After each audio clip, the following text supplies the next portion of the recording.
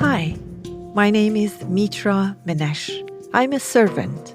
I serve through teaching, coaching, consulting, or any other way that I can find to share what I know with those who want to know.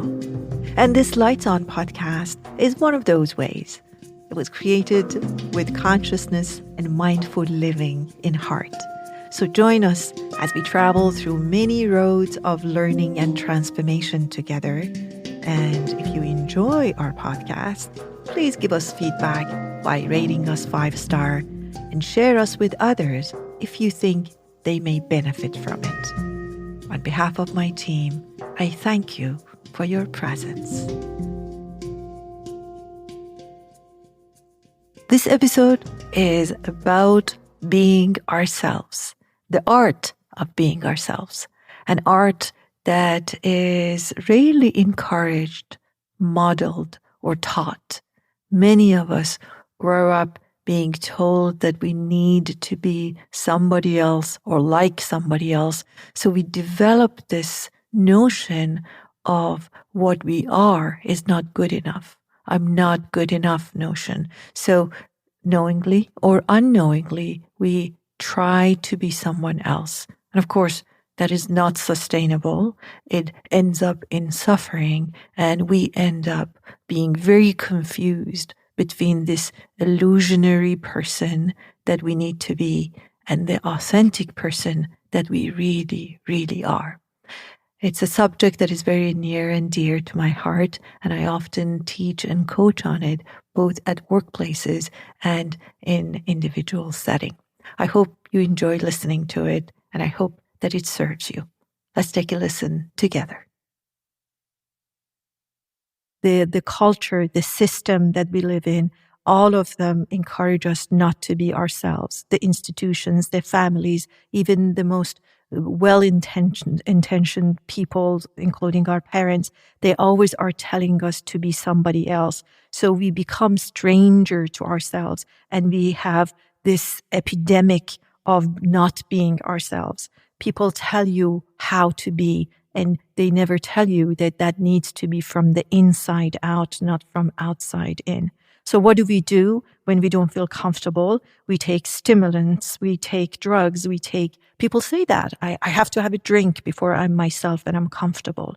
And then eventually we explode and we resent internally. We start suffering quietly, and we get ourselves busy, too busy with activities and with people, or we go into isolation and separate ourselves from the world, none of which is healthy for us. We do these things because we have bought into one belief, and that belief is that I am not okay in my essence. There is something fundamentally wrong with me. So hence, I spend most of my life to cover who I truly am. The truth is that there is nothing wrong with us. We are not broken. We may be in the wrong world with the wrong crowd, but there is nothing wrong with us fundamentally.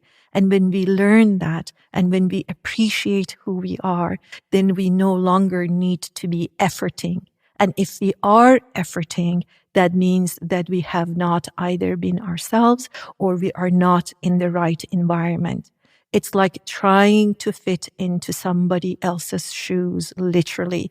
We walk with discomfort, we look clunky, and we do not enjoy our experiences in life.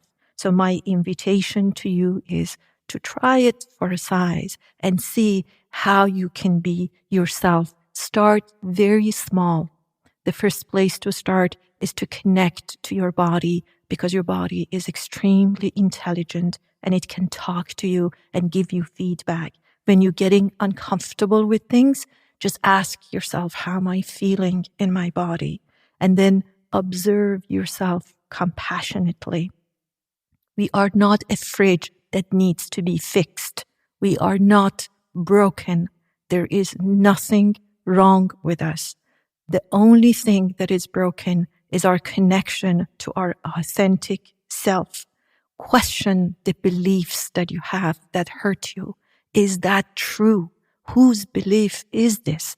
Did I borrow it?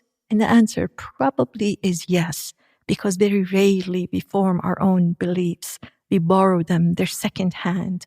They are not really serving us. So question those beliefs and allow the old version of you or the pretend version of you to have a conversation with the authentic you. Don't shut it off. It has a lot of information and a lot of wisdom for you. Let the pretend you. I did that once, I never forget, with a person that I was working with. And I said, I'll be the voice that you are trying to let go, and you be the authentic voice. And it was very interesting conversation, but you don't need me. You can have that conversation on your own and start small with your words and with your language. See if it feels authentic to say things and say what you really mean. As my little girl once told me, was, I mean what I say and I say what I mean. And it's that simple that you start saying. Of course, we consider appropriateness and we consider how much and where we share, but that doesn't mean that I need to be somebody else. Maybe I decide not to share it in that particular setting, but it doesn't mean that I have to be not authentic with myself. So asking yourself, what do I really value? What do I really want? And one of the things that I suggested that you do throughout the day is to ask yourself that, how am I feeling and what am I needing and how can I attend to myself? Allowing this self that is in hiding, that has always been shut off, to come to the surface and to communicate with you. And the reason I said the success, the road to success is actually being yourself, because that's one of the reasons that people don't want to be themselves, because they think nobody would like them or they won't be successful or whatever it is that their agenda is. The fact is, when one is themselves, when we are being authentic, it's the easiest thing to be. Because if you ask me how you are, I can just say, instead of make it up or refer to what I told you 13 days ago to make sure there's consistency. The easiest thing is the truth and the authenticity. And then that allows you to be happier, which brings the success. And when you are you, actually, you may lose the people that are around you. True, but those are the wrong people for you anyway. They are not the suitable people because you were pretending you're B when you are A. So those people were attracted to B personality, not to you. So if they have to leave, let them leave, because there's a whole tribe coming that actually like the A that you are. And that's why you become socially and internally and emotionally far more so-called successful, because there's a good chance that you can grow through being yourself.